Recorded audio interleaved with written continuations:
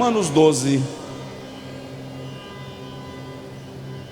E talvez a gente reflita nesse texto com alguns temas distintos por algumas semanas. Eu disse apenas talvez. Romanos capítulo 12, versículo de número 2, muito conhecido. Aliás, vamos ler o versículo 1 também.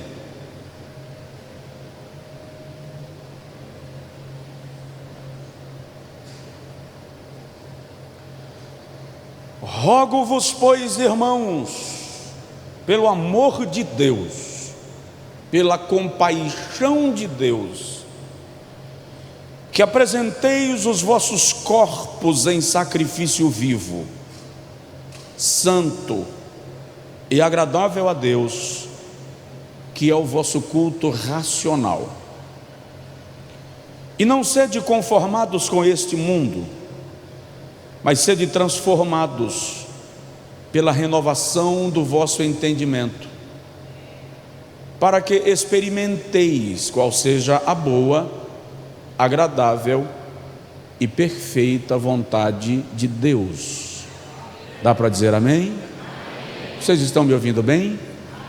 Os irmãos que estão lá atrás me ouvem bem? Maravilha. Eu estou perguntando porque hoje alguém me diz que quem senta lá atrás não ouve direito. E aí eu me inquietei com essa informação, mas testemunho de dois é verdadeiro, diz a Bíblia, né? Queridos, rogo-vos. Paulo está fazendo uma súplica, uma petição, é uma expressão de insistência, para que apresentemos os nossos corpos. Apresentar o quê? Apresentar o nosso corpo. Diga comigo: o meu corpo. Repete: o meu corpo. O que você faz com o seu corpo está relacionado com a sua salvação. O que você faz com o seu corpo se diz respeito à santidade ou à impureza. Então Paulo diz: apresente o seu corpo. Deus não quer apenas o espírito, Ele quer também o corpo, porque o corpo é templo do Espírito Santo, e a Bíblia cita isso mais de uma vez. Algumas vezes a Bíblia reclama a santificação do corpo. Aos Tessalonicenses, Paulo diz, capítulo 5, versículo 23: e todo o vosso espírito e alma e corpo sejam conservados, ou plenamente conservados, irrepreensíveis, para a vinda do nosso Senhor e Salvador Cristo Jesus. Então, o que eu faço com o meu corpo também importa. Alguém já disse que o espírito dará conta do que a alma planejou e o corpo praticou. Diga comigo: o que eu faço com o meu corpo também importa. Agora, dentro desta orientação de Paulo, ele diz que uma das maneiras de apresentarmos a Deus o nosso corpo como sacrifício vivo, santo e agradável é transformar a nossa mente em lugar de culto a Deus, de adoração a Deus e de celebração a Deus. O tema que eu vou compartilhar com vocês esta noite, e que eu já falei sobre isto, é vivendo acima do sistema mundano. Pastor Antônio Gilberto diz que a igreja é como um navio, e ele explica: o navio pode estar no mar, mas o mar não pode estar no navio. E aplica: a igreja pode estar no mundo, mas o mundo não pode estar na igreja. A igreja vive num mundo que se perdeu, que está perdido, que jaz no maligno. Isso é um fato. Paulo diz aos Filipenses capítulo 2, versículo 15, que nós devemos nos portar de maneira irrepreensível e sincera no meio de uma geração corrompida e perversa, porque nós, igreja, somos como astros, estrelas no mundo.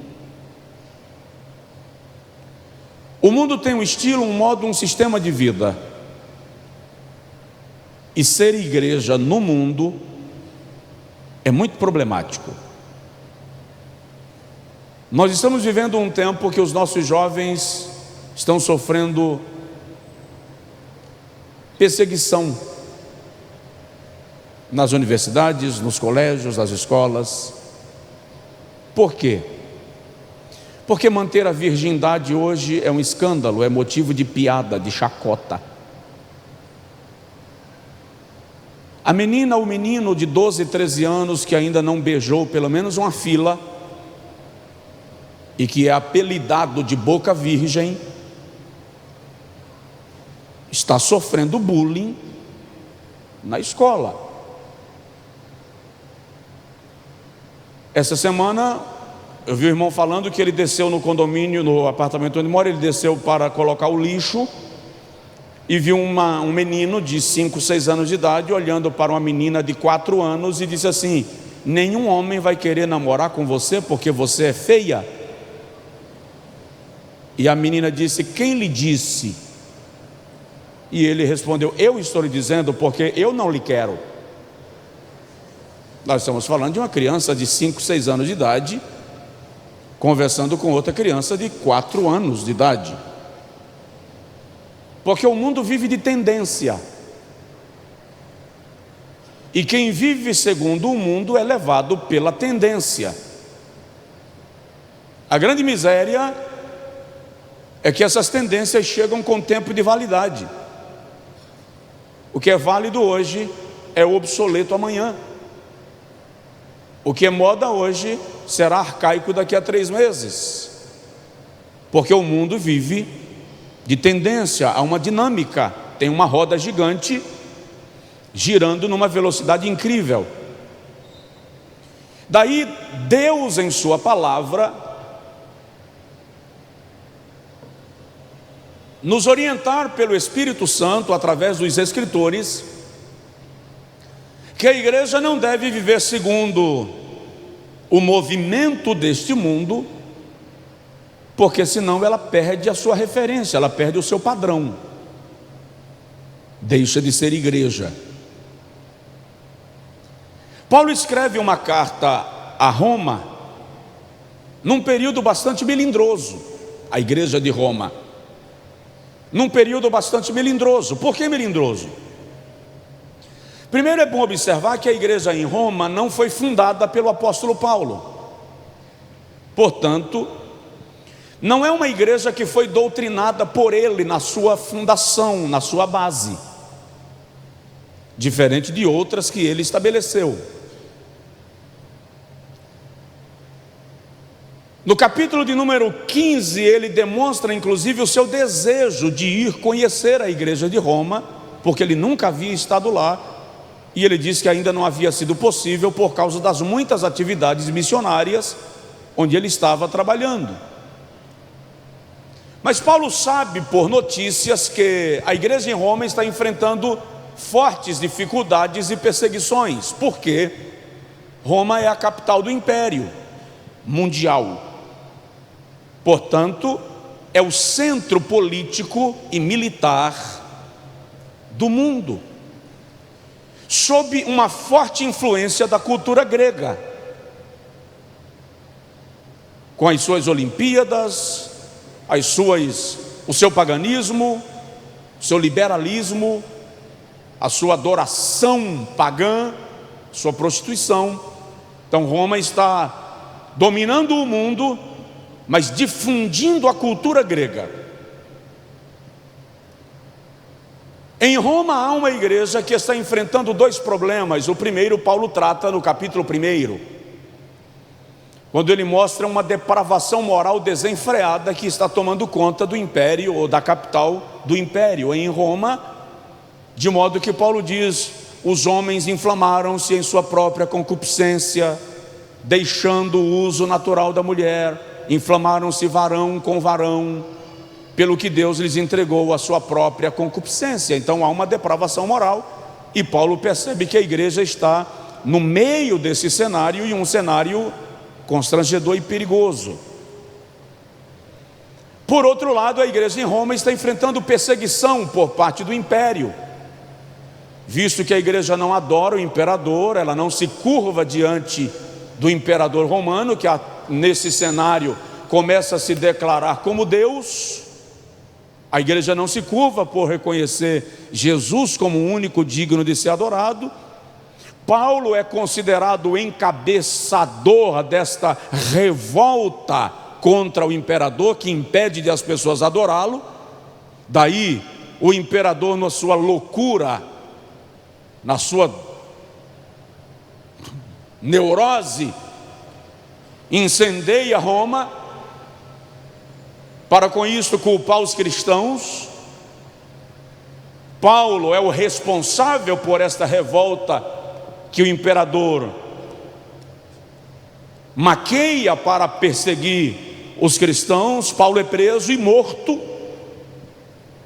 Milhares e milhares de cristãos morrem por causa disto, são levados às arenas, perseguidos por animais ferozes, esmurrados e surrados até a morte.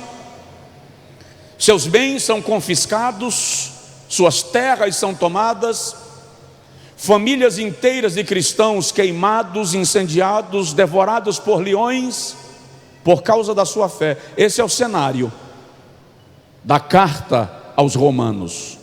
E o que eu acho mais incrível é que é nesse cenário que Paulo escreve: em todas estas coisas somos mais do que vencedores por aquele que nos amou. Sabe, a gente prega isso para um povo que está dando certo na vida, em tudo que faz, comprando carro, trocando casa, igreja crescendo, passou no vestibular, tudo está dando certo, igreja rica, tem magnatas na igreja, porque em todas as coisas somos mais do que vencedores.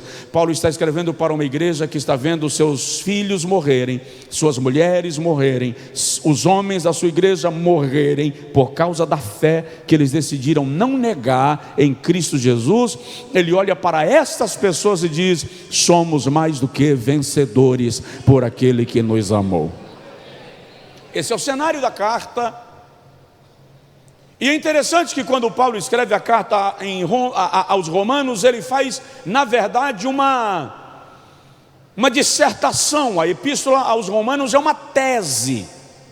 Você está fazendo um doutorado, um mestrado, tem que apresentar, defender a sua tese, transcreve a carta aos Romanos, argumenta, organiza as ideias, você tem uma tese pronta. Cada capítulo está amarrado ao capítulo anterior, dando sequência a um raciocínio logicamente bem montado. Por exemplo, no capítulo 1, Paulo escreve sobre a depravação dos gentios.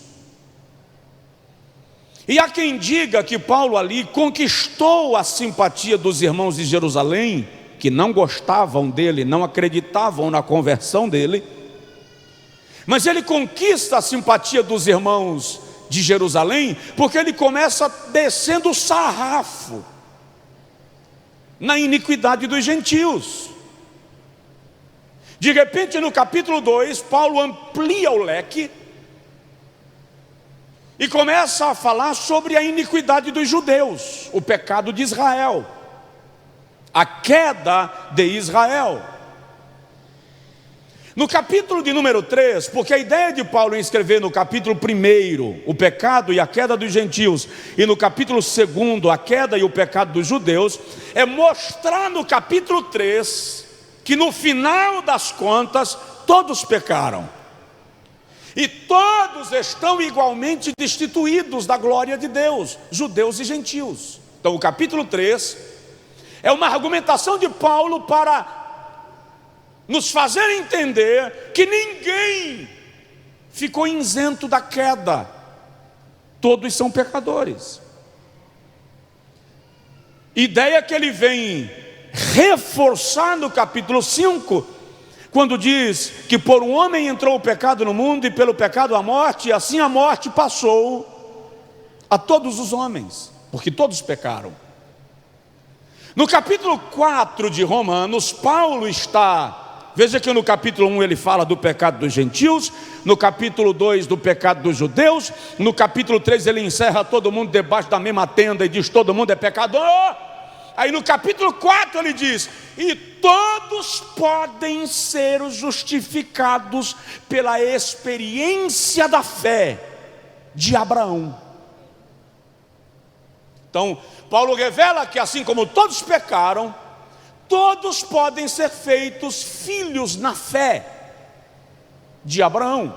E aí no capítulo 5, Paulo começa a mostrar para nós que esta fé que ele apresentou no capítulo 4 é a fé que nos justifica, e nos justifica em Cristo Jesus. E é lindo, porque no capítulo 5 Paulo faz um paralelo entre Jesus e Adão, e ele chama Adão de o primeiro Adão e Jesus de o segundo Adão. E Paulo deixa claro que exatamente onde o primeiro Adão falhou, o segundo Adão prevaleceu. Daí ele encerrar o capítulo 5 dizendo, onde abundou o pecado, superabundou a graça. Provoca aí o seu vizinho e diz para ele, há esperança para nós. No capítulo 6 de Romanos, Paulo começa a dissertar sobre a lei do pecado. E essa lei do pecado, diz Paulo, está entranhada em nossa natureza carnal, pecaminosa e decaída. E é no capítulo 6 que Paulo diz que enquanto nós permanecemos sob a égide da lei mosaica, nós somos escravos do pecado. Aí no capítulo 7, ele traz um conceito, infelizmente muitas vezes mal interpretado, quando Paulo revela que a lei morre em Cristo. Aí nós somos divorciados da lei mosaica e nos casamos com a graça. Com isso Paulo está dizendo que a graça não pôde entrar em ação, não foi validada enquanto a lei não foi esgotada. A graça só poderia ser implantada quando a lei fosse cumprida integral e cabalmente, e ela foi cumprida assim em Cristo, quando ele na cruz disse, está consumado, em tuas mãos eu entrego o meu espírito. Estou te trazendo para Romanos 12 para você entender. Quando chegamos no capítulo 7, Paulo defendendo essa questão de que nós já estamos livres da lei e o pecado não tem mais domínio sobre nós, aí ele diz assim, miserável homem que sou, quem me livrará do corpo desta morte? Eu já expliquei isso para os irmãos algumas vezes. De repente ele abre o capítulo 8, no qual ele diz, mas agora nenhuma condenação há para aqueles que estão em Cristo Jesus, que não vivem mais segundo a carne, segundo a lei da carne, a lei do pecado, a natureza pecaminosa, mas segundo o Espírito, porque Cristo Jesus nos resgatou da maldição da lei, nos vivificou. Já no capítulo 9 aos Romanos, o apóstolo Paulo começa a apresentar a situação dos judeus nesse cenário, visto que tanto no capítulo 9, 10 e 11, Paulo mostra que os judeus não entenderam a grandeza, a amplitude, a profundidade e a beleza da graça, e por isso rejeitaram.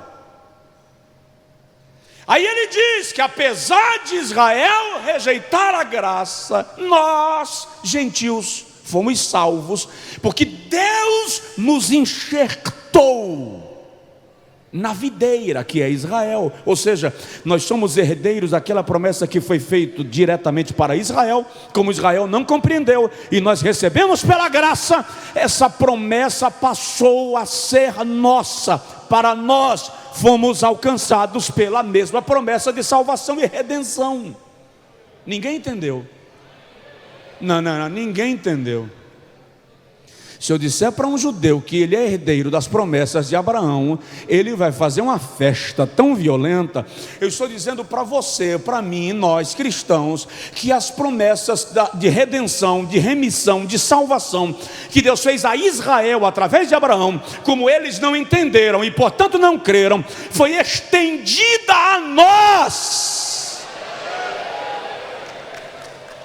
de modo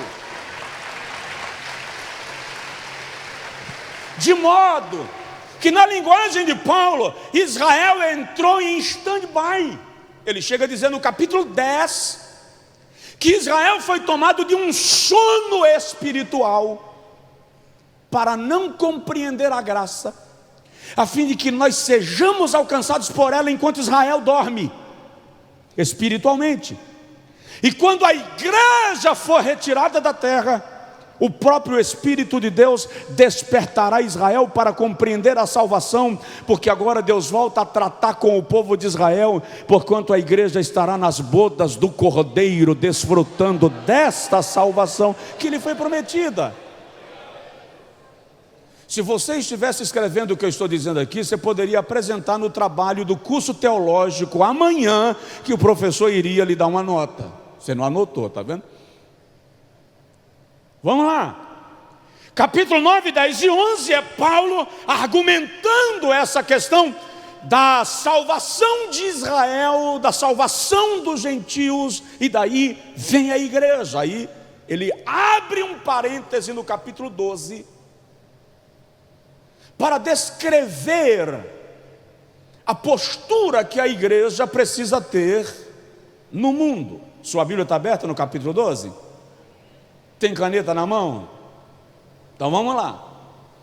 Aí Paulo começa, diante desse cenário todo, Paulo diz assim: igreja, irmãos, vocês são privilegiados, então, como a salvação não era em primeira mão para nós gentios, mas como Israel rejeitou e por causa disso nós somos alcançados, eu vos rogo, pelo amor de Deus, não cometam o mesmo erro que eles cometeram.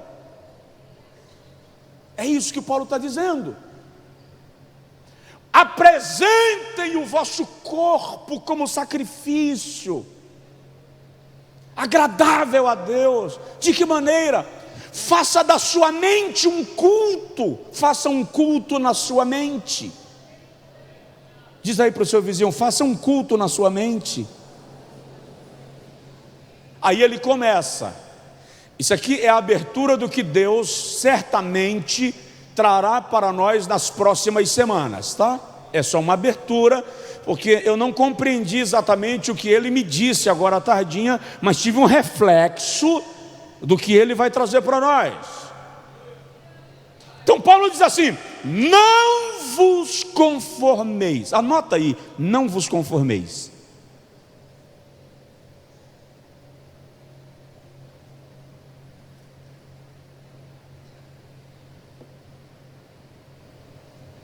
E algumas pessoas pensam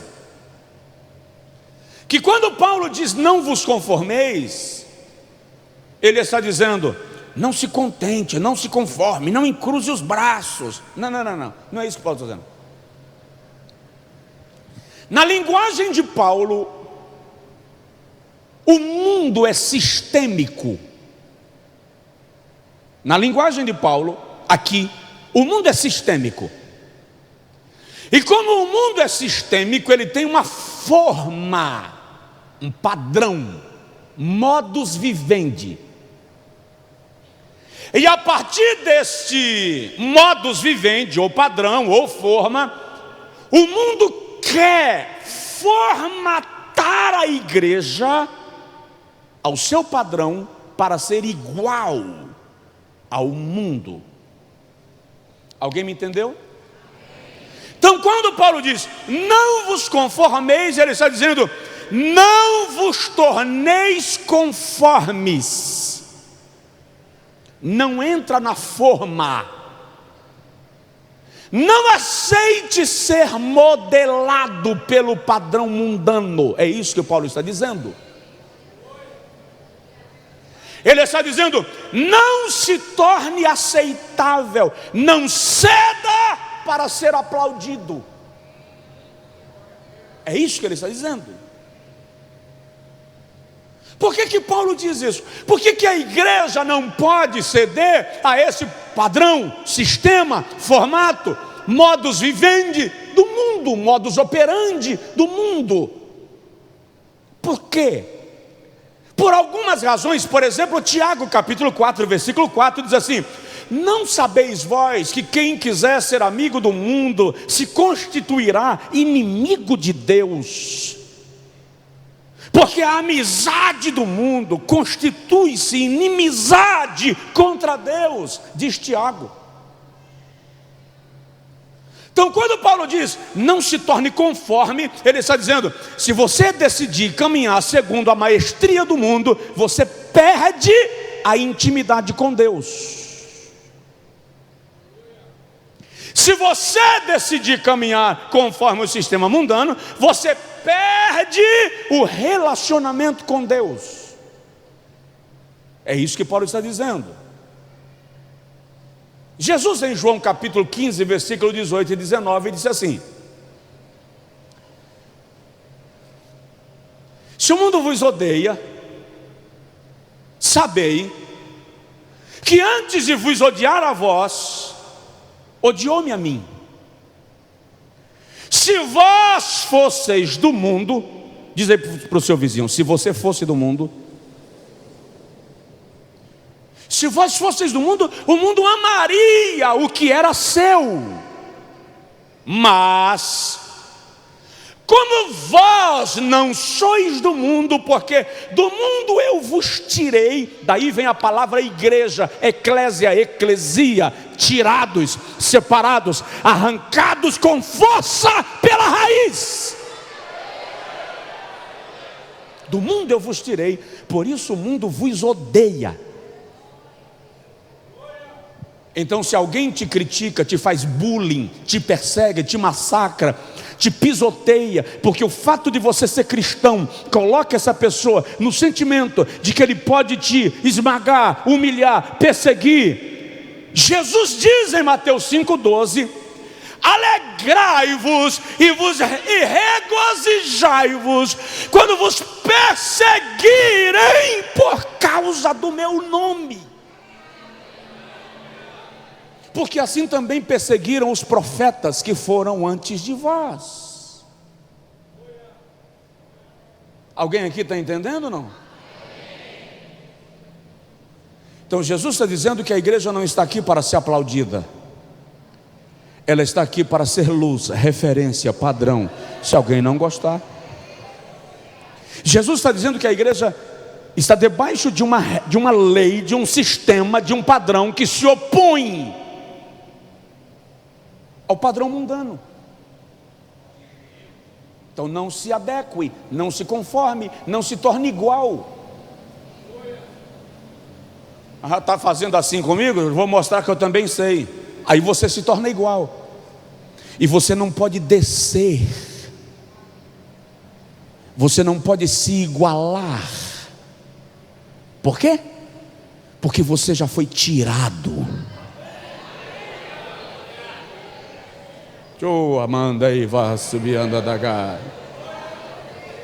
Primeira epístola de João, capítulo 5, versículo 19. João diz que o mundo inteiro jaz no maligno. Jaz é isso aqui, ó. O mundo inteiro está no colo de Satanás, sendo ninado pelo diabo. Com isso, João está dizendo que quem anda segundo o sistema mundano passa a ser ninado pelo diabo.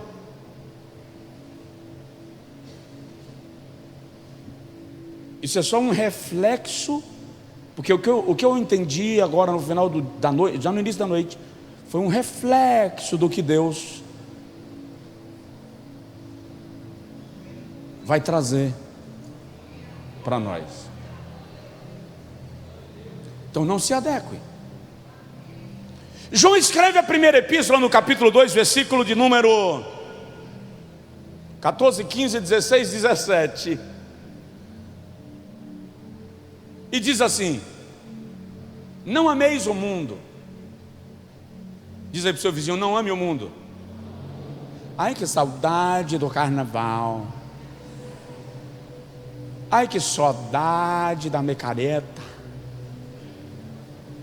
Ai, que saudade do tempo que eu podia fazer e acontecer. Não ameis o mundo. Não ameis o mundo. Não ameis o mundo. Nem o que no mundo há. Se alguém ama o mundo, o amor do Pai não está nele. Uau! Se alguém ama o mundo, a natureza de Deus não está no tal. Porque tudo que há no mundo, a concupiscência, o desejo, o impulso da carne, a cobiça dos olhos e a jactância, a soberba, a vaidade da vida, não vem do Pai. É coisa do mundo. Aí João diz assim: ei, o mundo passa. Falei com o vizinho: o mundo passa. A festa acaba. O efeito da droga vai. O sexo é temporário, ele tem hora de começar e terminar. Passa. A moda deixa de ser moda. O que mais? Tudo passa. Mas aquele,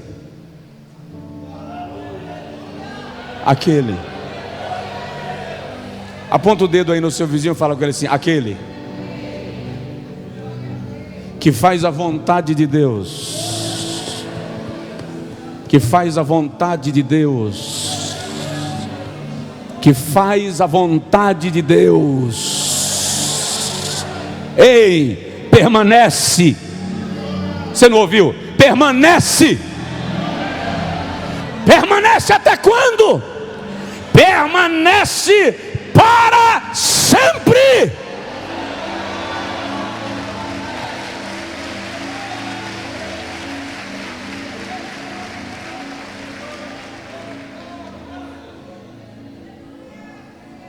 Então Paulo diz assim: para que se adequar, se ele vai passar, vai enferrujar, vai envelhecer, perder a validade, e você permanece.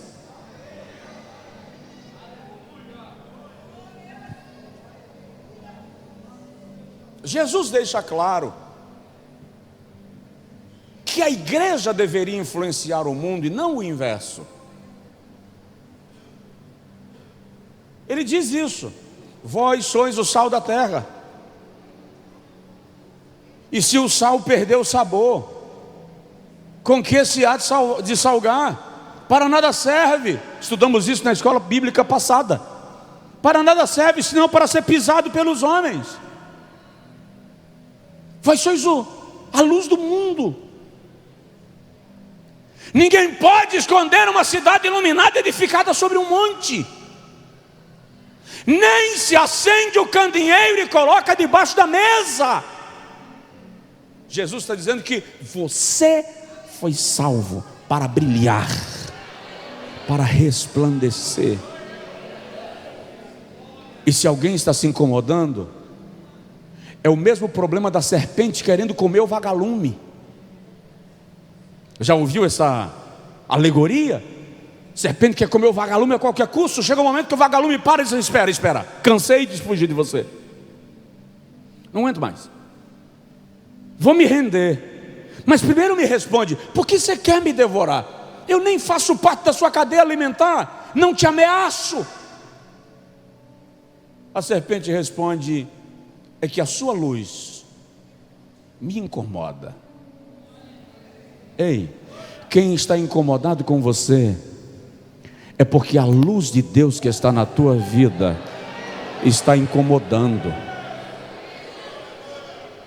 E você não para de brilhar só porque alguém que sofre de sensibilidade à luz está incomodado com o brilho de Deus na sua vida. Resplandeça, resplandeça, resplandeça.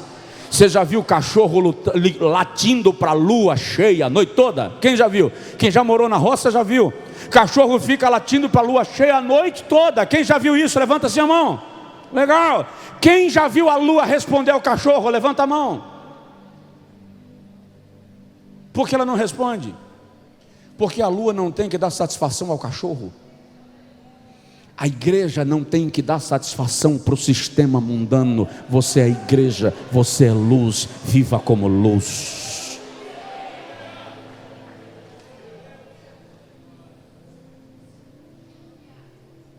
Concluo já. Não vos adequeis, não se torne igual, não se torne parecido, não queira ser aceitável, mas, diga comigo, mas transformai-vos, metamorfos. Olha que interessante, isso aqui que Paulo faz com a gente é muito extraordinário. Porque primeiro ele diz que o mundo é uma forma e quer te colocar no seu padrão, no seu formato. Aí ele faz um contraponto e diz: em vez de se adequar à forma do mundo, transforme-se para a forma de Deus. Entenda isso. Ele está dizendo: faça o movimento contrário. É isso que Paulo está dizendo. Faça o movimento contrário. O mundo quer trazer para cá, se mova no sentido inverso. A ideia aqui é metamorfos, ser transformado para ser semelhante a alguém. Segundo aos Coríntios capítulo 3 versículo 18: todos nós com o rosto descoberto refletimos como espelho a glória do Senhor e somos transformados de glória em glória na mesma imagem ali é semelhantes a Ele, parecidos com Ele, como pelo Espírito do Senhor. Então Paulo está dizendo aqui em Romanos 12:2 o seguinte: em vez de se tornar parecido com o mundo, trabalhe para ser parecido com Jesus. Só que tem duas coisas que estão intrínsecas nesse versículo e que não podem ser ignoradas. Anote. Primeiro, quando Paulo diz transforme, seja transformado, ele está empreendendo na frase a ideia de esforço. Nessa palavra de Paulo está a ideia de se esforce no sentido contrário. Significa dizer, ninguém anda no sentido oposto do mundo sem se esforçar para isto. Não me diz que ser crente é simples.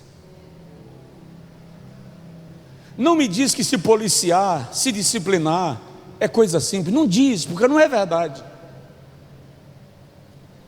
Não diga que ser crente de verdade é maremansa, que aí você está falando de modismo, não está falando de conversão. Esse processo do sentido oposto é como um esmagamento da cana no engenho. Você está estraçalhado. Você tem que abrir mão de coisas chorando, porque você não queria abrir mão. Mas Deus está dizendo para você, o sentido oposto é passar pelo engenho. O sentido inverso é ser esmagado. O problema é que a filosofia hedonista que o mundo pratica é a filosofia do prazer pelo prazer. Já o princípio do cristianismo é o princípio da cruz. Não é pelo prazer, é pelo sacrifício. E aí, convencer a minha carne ao sacrifício em vez do prazer? Ah, fala sério, não me diz que isso é simples. Isso é uma batalha. Então, na ideia de transformação que Paulo orienta aqui no texto, ele está dizendo: se esforce. Segundo, a ideia do texto, a palavra do texto, ou dos textos mais próximos dos originais, não diz que Deus é quem vai operar essa transformação por conta própria, deliberadamente por sua soberania. O que Paulo diz no texto original é: seja transformado, se transforme. A ideia de Paulo é: a transformação é provocada por você. Porque Deus não vai te transformar se você não se dispor à transformação.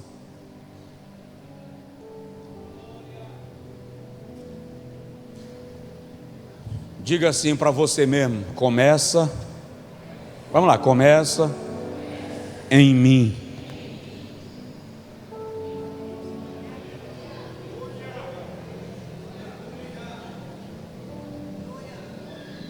E o interessante é que o verbo utilizado por Paulo está no presente linear. Na gramática da língua grega, não existe a conjugação do verbo no gerúndio, no passado, no presente e no futuro, porque Deus é eterno, Ele vive no eterno presente. Então a expressão está lá, no presente, é o presente contínuo. Corresponde ao nosso gerúndio. Quando ele diz sede transformados, ou transformai-vos, ele está dizendo: viva isso todo dia, sendo transformado, transformando-se,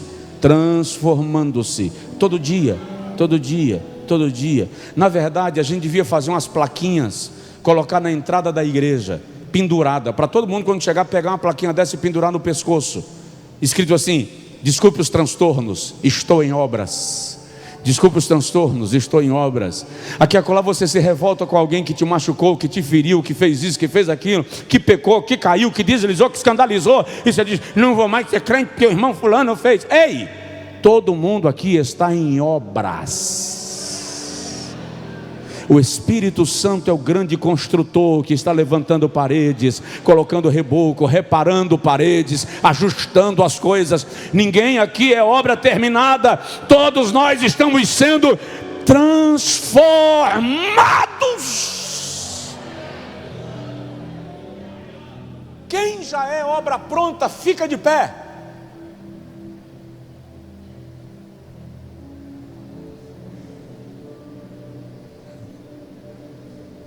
Porque a transformação é diária.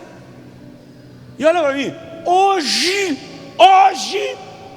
você viveu uma situação que colocou em teste a tua transformação. Sabe aquele negócio que deu vontade de responder? Sabe aquela oportunidade de um desvio? Um desviozinho tão rápido, eu desvio por 2 minutos e saio. Eu conheço um camarada, pastores, filho de um pastor da minha geração, esse rapaz da minha geração, e ele disse, um camarada começou a provocar muito ele na escola, e ele disse para Jesus: me dá 5 minutos que eu vou dar uma pau nesse cara. E ele fundou no camarada de porrada, mas bateu com força. Ele ficou desviado 15 anos. Se envolveu com drogas, com prostituição, com bebida, foi um estrago, foi preso mais de uma vez. Então esse papo de pedir 5 minutos para Jesus, olha para cá, Jesus não dá férias, não existe licença de ser crente. Diz aí para o seu vizinho, não existe licença de ser crente.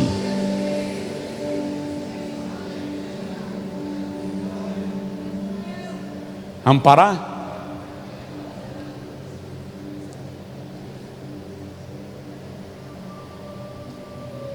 Por via das dúvidas, deixa eu conferir o relógio. Pode ser que o meu... Que hora é essa? 15 para as 9? Então tá certo. É que eu já fui traído pelo relógio algumas vezes aqui, né?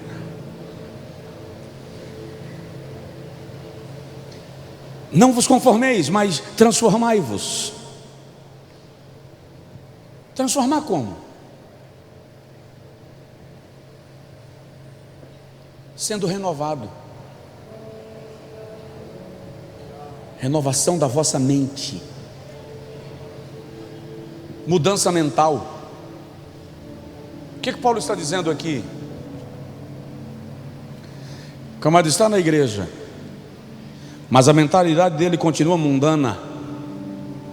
O comportamento dele continua mundano. Então só há conversão quando a mente é transformada, renovada. Por quê?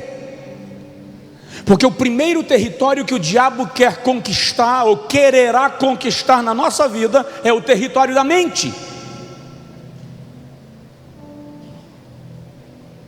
Daí Paulo insiste tanto em textos e mensagens e orientações e exortações que nos ensina sobre o cuidado com a postura da mente.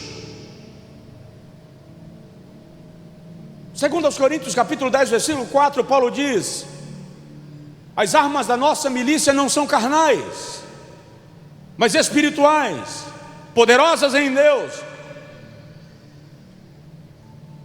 para derribar todo baluarte. Baluarte ali é torre forte, e todo sofisma, meias verdades, que se levanta contra Deus, levando cativo todo pensamento ao serviço de Cristo. Então a questão é derrubar as torres que o diabo quer construir na nossa mente, e as mentiras travestidas de verdades que ele quer implantar em nosso raciocínio. E na linguagem de Paulo, a única forma de fazer isso é levando cativo todo pensamento ao serviço de Cristo. Filipenses 4:8. Tudo que é bom, tudo que é honesto, tudo que é de boa fama, tudo que é louvável, se há alguma virtude, se há algum louvor, pensai nisto. Nisto pensai. Colossenses 3:2. Pensai nas coisas que são de cima e não nas que são da terra. Primeira carta aos Coríntios capítulo 2 versículo 14. O homem natural não compreende as coisas do Espírito, porque elas se discernem espiritualmente, mas vós tendes a mente de Cristo.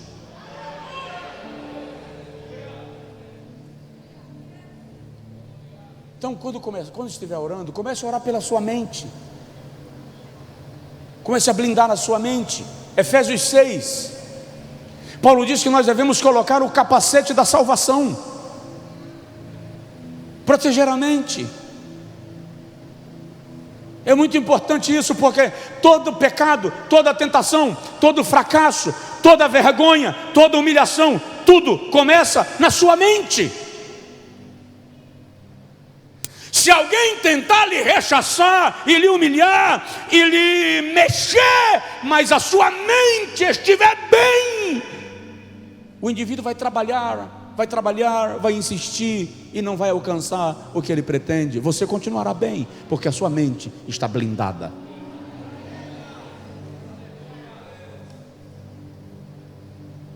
Diga comigo: Senhor, blinda a minha mente.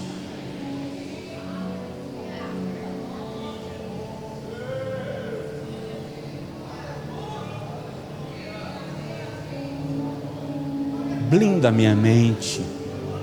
Não deixa o diabo fazer ferro velho no meu juízo.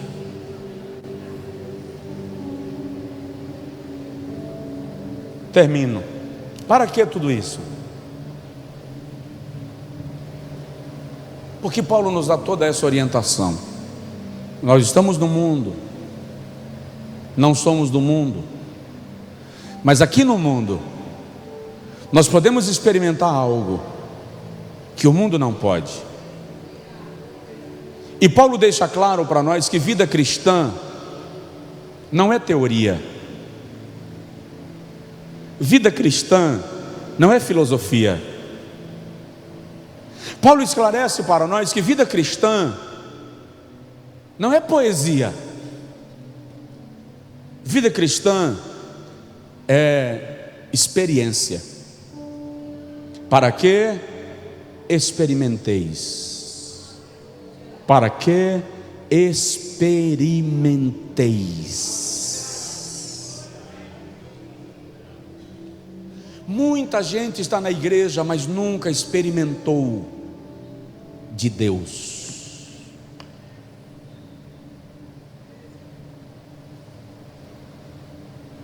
É a semente caída no terreno pedregoso. Nasceu, cresceu, mas não tem raiz. A raiz não é profunda. E tem alguns que viram parasitas.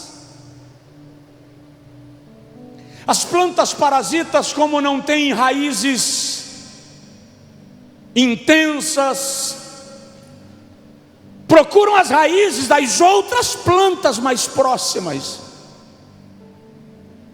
As plantas saudáveis fazem suas raízes descerem no solo em busca de água, de nutrientes. As parasitas buscam as raízes das outras plantas para se entranharem nelas, porque elas vão viver eternamente sugando a energia de alguém. São cristãos que nunca crescem, nunca amadurecem, são circunstanciais. Estarão na igreja se tudo for bem. Se alguém decepcionar, ele vai abandonar a igreja, vai abandonar a fé, vai abandonar Cristo. E ele ainda tem o argumento de dizer: eu não abandonei Jesus, eu abandonei a igreja. É uma forma bem legal de justificar a superficialidade da fé. Porque a fé sem experiência é superficial, é rasa. Então Paulo diz: experimente. Vida cristã é experiência. É por isso que quando Jesus ora, deixa eu citar isso aqui, quando Jesus ora e diz: Pai nosso, meu Pai, Abba Pai, os discípulos olham para Jesus e dizem assim: Senhor, ensina a gente a orar. Nos ensina a orar. O que eles estavam pedindo a Jesus que eles ensinassem a orar? Eles não sabiam? Eles eram judeus, irmãos. Eles iam na sinagoga todo sábado. Eles tinham a lei mosaica à disposição. Eles eram filhos de Abraão, serviam ao Eterno. Como é que eles dizem: me ensina a orar? A questão é que a oração da religião não te aproxima de Deus. Ela só cumpre um ritual.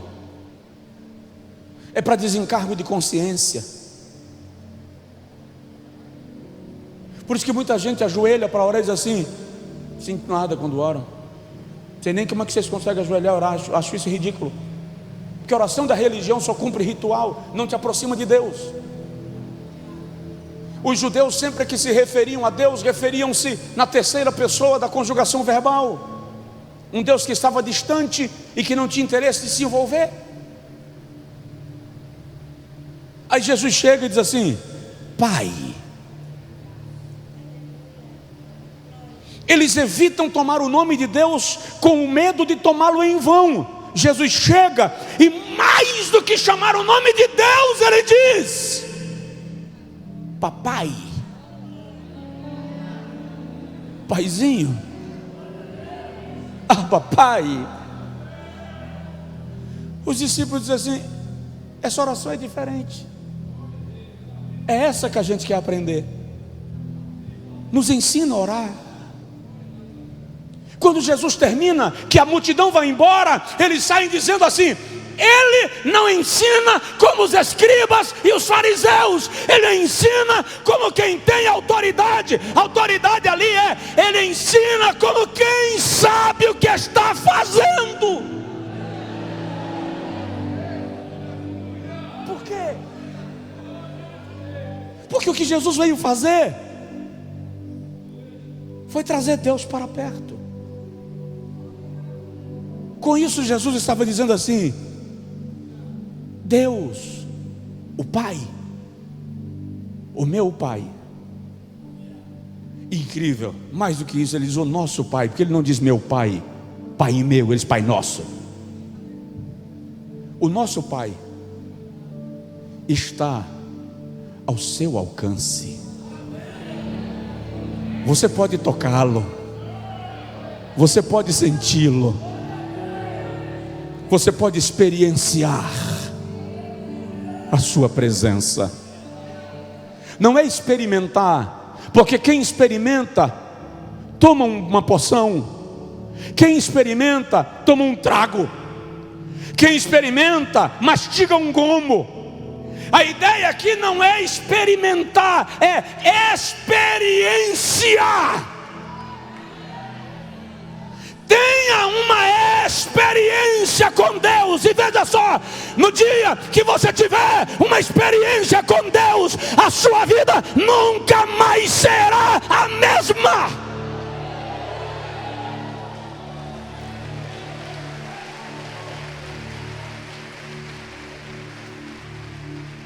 Fica de pé, por favor. Outro dia eu falo sobre a vontade boa, perfeita e agradável.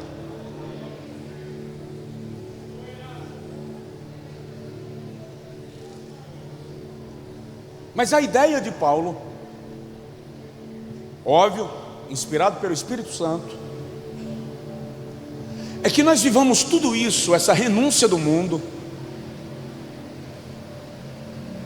essa trajetória acima das regras do mundo, a fim de que nós conheçamos, por experiência, a vontade de Deus. E esta vontade é boa, é agradável e é perfeita.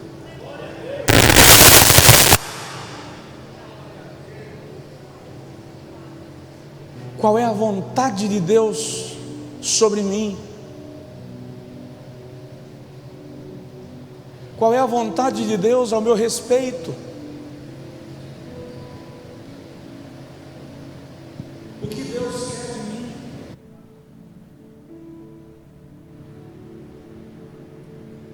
O que Deus está cobrando de mim? E o que eu estou disposto a fazer só para agradar a Deus, ainda que ninguém saiba que eu fiz?